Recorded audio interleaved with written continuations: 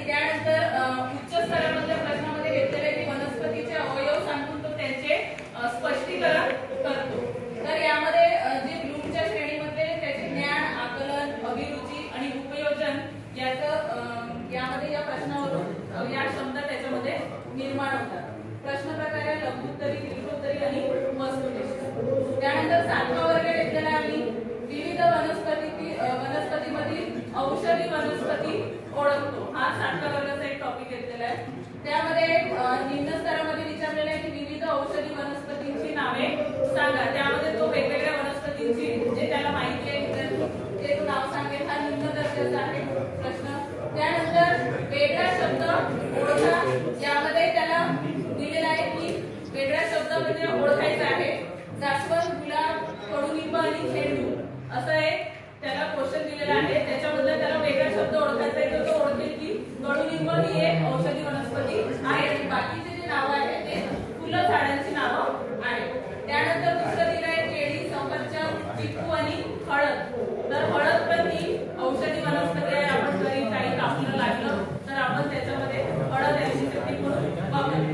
तर तो हे झाले निम्न दर्जाचे प्रश्न। त्यानंतर आहे औषधी वनस्पतीचे उपयोग सांगा। हा आम्ही लघु स्तरावरचा प्रश्न घेतलेला आहे। आपल्या ज्या परिसरामधल्या औषधी वनस्पती आहेत त्याविषयी त्यांचे काय काय उपयोग आपल्याला घरगुती याच्यात पण करता येईल। कारण आपण भरपूर गोष्टी आहे, काही छोटा मोठा जर खोकला झाला सर्दी झाली तर आपण डायरेक्ट डॉक्टरकडे जाण्यापेक्षा पहिले आपण त्याचा घरगुती इलाज आपला आहे। लहानपणापासूनच आपण बघतो की सर्दी खोकल्यासाठी आलं, मध त्यासारखा वापर केला जातो, तुळशीचा पाला। तर याच्यासाठी पण तो काय करेल की औषधी वनस्पतीचे उपयोग तो घरापासूनच त्याला ते आपण बघत आलाय, त्यामुळे तो याचं उत्तर देऊ शकेल। त्यानंतर या औषधी वनस्पतीचे महत्त्व विचार करा आणि उदाहरणे द्या। तर हा एक उच्च स्तरावरचा प्रश्न आहे। याच्यामध्ये तो वेगवेगळे जे औषधी आहेत त्यांची नावं सांगेल, त्यांचे उपयोग सांगेल। त्यानंतर हे 5वा प्रश्न आपण उच्च स्तराचाच आहे।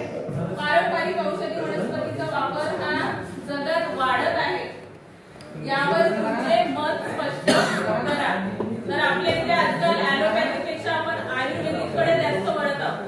आजच्या याच्यामध्ये जास्त आयुर्वेदिकचा वापर केला जात आहे, घरगुती असो किंवा आपण आजकाल बघत आहोत की पहिले आयुर्वेदिकला एवढं महत्त्व नव्हतं, पण आज जेव्हापासून कोरोना आलाय तेव्हापासून आपल्याकडे आयुर्वेदिकचं महत्त्व सगळ्यांना समजून गेलं। सगळ्यांनी कोरोनामध्ये काळे बनवून दिले, आयुर्वेदिकचा जास्त उपयोग झालेला आहे।